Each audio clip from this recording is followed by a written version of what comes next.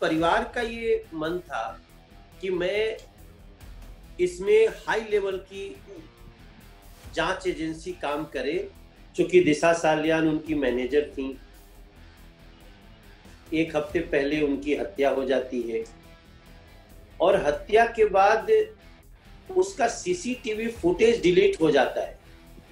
यहाँ पे मेरा मन नहीं स्वीकार कर रहा है कि दिशा सालियान की मृत्यु आत्महत्या है। एक लंबे समय तक इसका एफआईआर नहीं होना सबसे बड़ा क्वेश्चन मार्क हो गया। सुशांत सिंह राजपूत के मृत्यु को भी आत्महत्या घोषित किया गया। कोई न कोई दबाव कहीं न कहीं से तो है।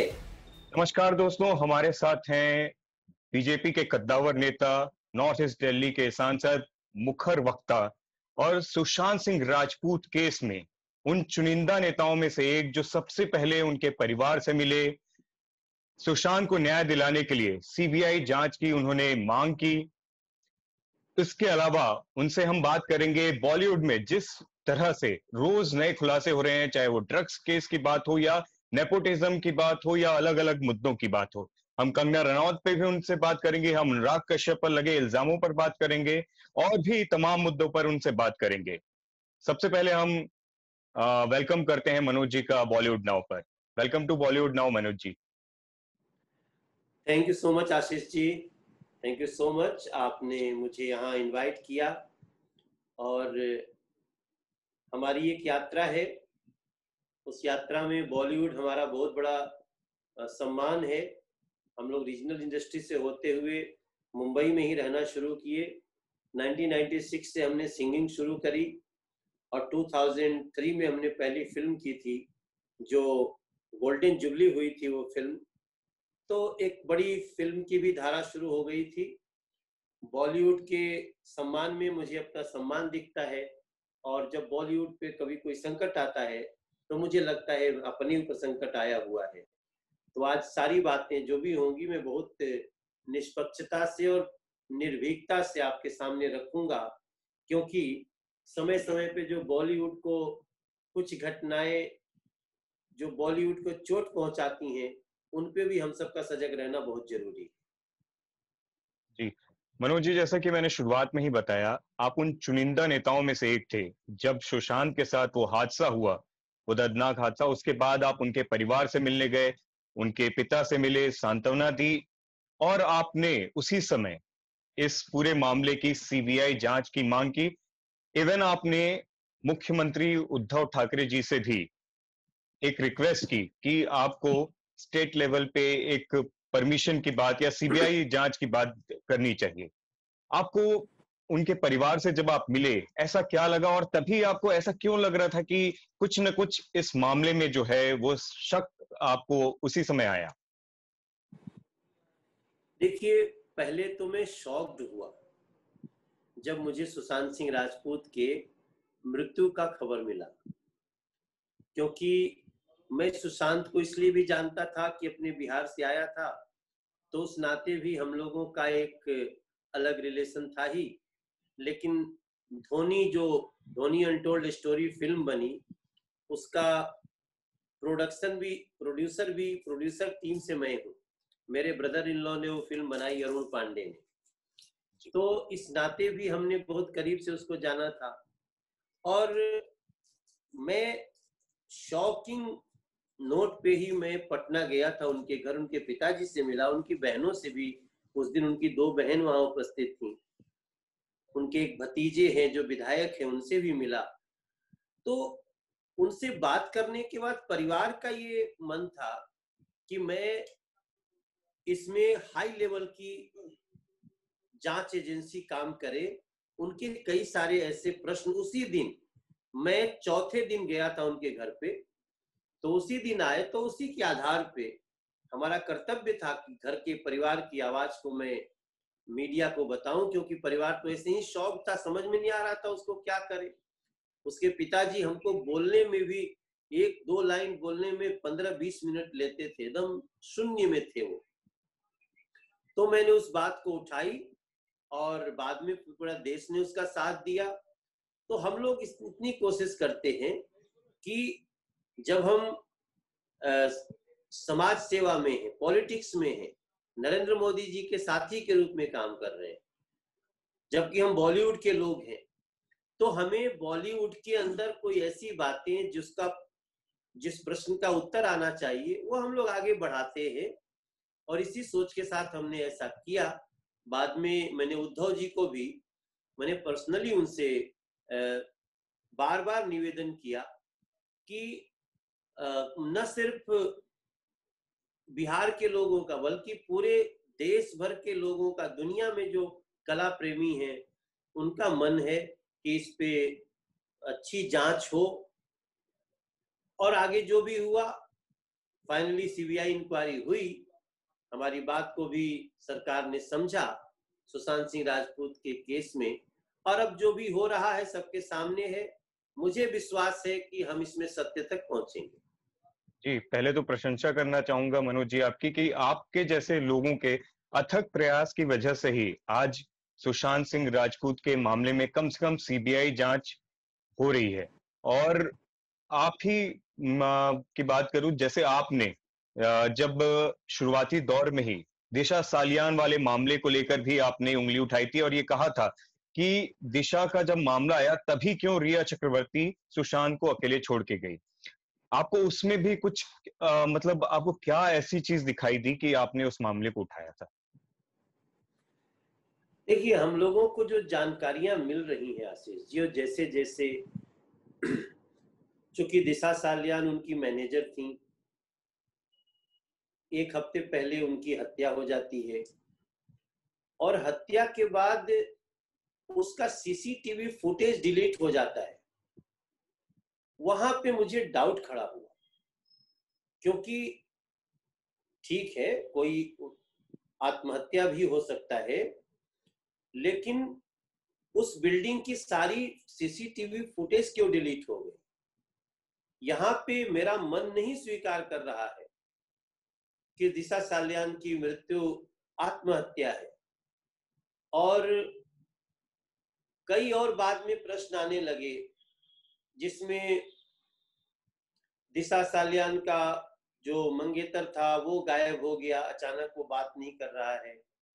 ये भी बात आई कि बिल्डिंग से उसको उतर के वहां तक जाने में इतना देर लगा। तो ये सारी चीजों में एक प्रश्न तो खड़ा होना था कि सीसीटीवी फुटेज क्यों डिलीट हो रहा है। और फिर आशीष भाई एक पॉइंट और मैं बोलूंगा कि एक लंबे समय तक इसका एफआईआर नहीं होना सबसे बड़ा क्वेश्चन मार्क हो गया।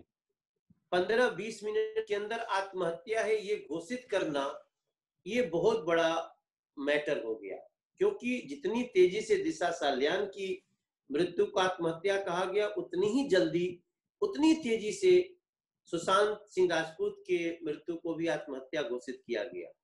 मैं समझता हूं आत्महत्या हम लोग भी कहीं के सांसद हैं, हमारे क्षेत्र में भी कई ऐसी घटनाएं घटी, लेकिन ये वास्तविक स्थिति क्या है ये बताने के लिए कम से कम 2 दिन का टाइम लिया जाता है।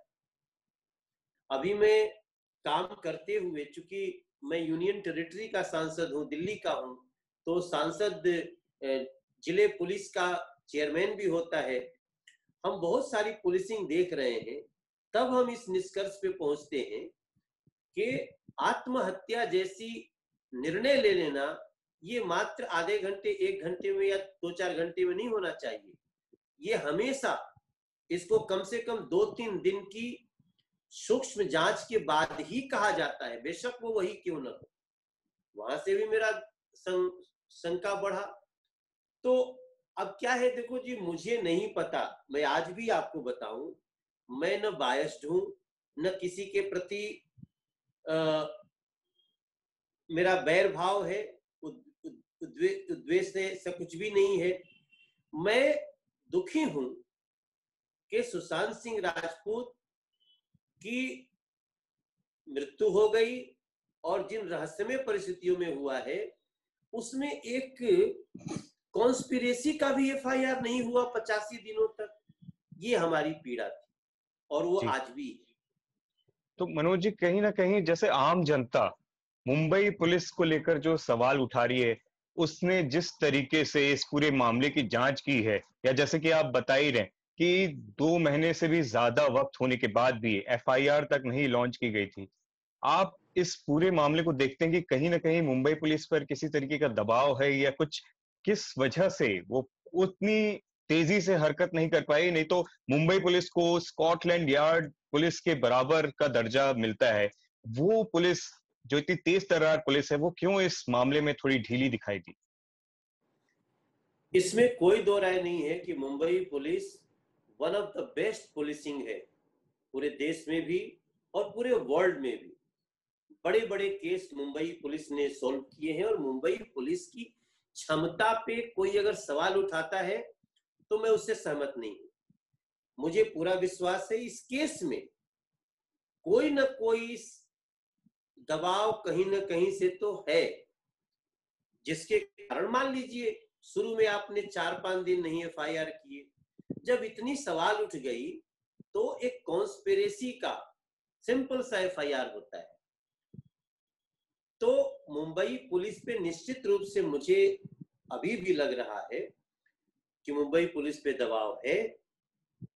वो दबाव तब भी दिखा जब बिहार में एफआईआर हुआ, पुलिस के अधिकारी परमिशन लेकर के घुसते हैं और उन्हें जानबूझ करके क्वारंटाइन किया जाता है, भेदभावपूर्ण क्वारंटाइन। क्योंकि उसके पहले जो टीम आई उसको क्वारंटाइन नहीं किया गया, उनको उनको जांच करने से रोका गया। और दूसरा, जब विनय तिवारी एसपी आता है, आईपीएस ऑफिसर, उसको क्वारंटाइन कर दिया गया जबरदस्ती। एवरीबॉडी वाज शॉक्ड कि ये पुलिस आपस में बात करके ही जाती है एक दूसरे के यहाँ, बिना बात किए नहीं जाती। तो उसके बाद क्या मैं देख रहा था कि जिस समय मैं उसी में एक दिन पहले मैं भी गया था बॉम्बे, क्योंकि बॉम्बे तो मेरा घर है। तो मैं बॉम्बे गया तो मैं क्वारंटाइन नहीं हुआ, क्योंकि मुझसे पूछा गया तो मैंने वहां कोई पूछा भी नहीं गया कि आप कब आ रहे हो, मैं यहीं से पूछ के गया। बोला कि अभी कोई क्वारंटाइन नहीं हो रहा है, जो 7 दिन तक रह के आ सकता है वो आराम से आ सकता है बिना क्वारंटाइन हुए। फिर हमने वो भी किया, तो यहाँ भी डाउट हुआ। तो निश्चित रूप से अब मुझे आज भी ये नहीं पता है कौन दबाव बना रहा है। मुंबई पुलिस इस केस में, पर्टिकुलर केस में, सुशांत राजपूत और दिशा सालियान में किसके दबाव में है। और मेरा मानना है कि इसलिए मैंने बार बार कहा उद्धव जी से कि उद्धव जी के प्रति, बेशक वो हमारे संगठन से अलग हैं, एनडीए से अलग है, लेकिन उद्धव जी के प्रति इतना भाव अभी भी हम सब में, देश में है कि लोग अपेक्षा कर रहे थे कि उद्धव जी सामने आते और इस जांच को सही दिशा में बढ़ाने के लिए इंस्ट्रक्ट करते। बहरहाल अब जो भी हो रहा है उसको देख। मनोज जी, जो मुहिम आपने शुरू की, आपके जैसे कई लोगों ने सुशांत को न्याय दिलाने की, अब सीबीआई, एनसीबी, ईडी, अलग-अलग जांच एजेंसियां यहाँ पर अलग-अलग लेवल पे, अलग-अलग थ्योरीज पे जांच कर रही हैं। कई लोग ये भी कहते हैं कि सुशांत का जो मुद्दा है वो पीछे हट गया है, ड्रग्स और बाकी चीजें आगे आ गई। आपको क्या लगता है, सुशांत को, सुशांत के परिवार को, उनके फैंस को, आपके जैसे लाखों उनके शुभचिंतकों को क्या न्याय मिलेगा? देखिए, हमारा तो विश्वास है कि न्याय मिलेगा, और उच्चतम जांच हो रही है। तो उच्चतम जांच के बाद जो भी निष्कर्ष आएगा हम उसको स्वीकार करेंगे। लेकिन ये न भूला जाए कि आज अगर, देखिए, अब सुशांत तो वापस आएगा नहीं, अब तो दूसरा कोई सुशांत न हो, इसकी जरूरत है। और उसके लिए एक बड़ी विजय मिली है इस देश के लोगों की, इस भावना की। और सुशांत सिंह राजपूत के जो आरोपी हैं, आज उनको ईश्वर सजा दे रहा है। वरना बताइए, ड्रग्स के चैट निकल के आ गए, ये तो भगवान की ही कृपा है। वरना जो साक्ष्य सुशांत सिंह राजपूत, दिशा सालियान के केस में जो साक्ष्य मिटा दी गए हैं, अब तो जो भी जांच होगी उसी के इर्द गिर्द होगी। लेकिन ड्रग्स का जो खुलासा हुआ वो भी इसी जांच से हुआ है। और इसमें ऐसे ऐसे लोग आए हैं जो कि अपना तो कैरियर 1-2 साल में नष्ट कर ही लेते हैं, वो पूरे देश के युवाओं का कैरियर नष्ट करने का काम कर रहे थे। तो ये एक बड़ी सफलता है और हमें पूरा विश्वास है कि हम अभी भी जब तक सीबीआई रिपोर्ट का अंतिम रिपोर्ट नहीं आ जाता है, हम इसमें इंतजार कर रहे हैं और हमारा ये मानना है, जिस प्रकार से दिशा सालियान का वो मंगेतर अभी नहीं मिल रहा है, वो शायद मिले, कुछ बात चले, हम अभी भी आशान्वित हैं। बहुत बहुत धन्यवाद मनोज जी, आपके हेक्टिक स्केड्यूल में से महत्वपूर्ण समय हमें देने के लिए, और सभी जो सवाल थे हमारे उस पे इतने मुखर होकर इतनी साफगोई से आपने उत्तर दिए। और जैसे कि आपके हर चाहने वाले चाहते हैं कि आप फिल्मों और राजनीति हर क्षेत्र में जिस तरीके से इतने आगे बढ़ रहे हैं, इतने अच्छे तरीके से आप अपनी आवाज, आम जनता की आवाज संसद में भी रखते आए हैं, आप इसी तरीके से आगे बढ़ते रहिए। धन्यवाद। बहुत बहुत धन्यवाद। आगे कभी कोई ऐसा विषय लगे जो हमारी पूरी बॉलीवुड के तरफ से हम संसद में रख सकें, प्रधानमंत्री जी को बता सकें, उसके लिए भी मैं आपके इस फोरम का इंतजार करूंगा। जी, thank you so much Manoj ji. नमस्ते।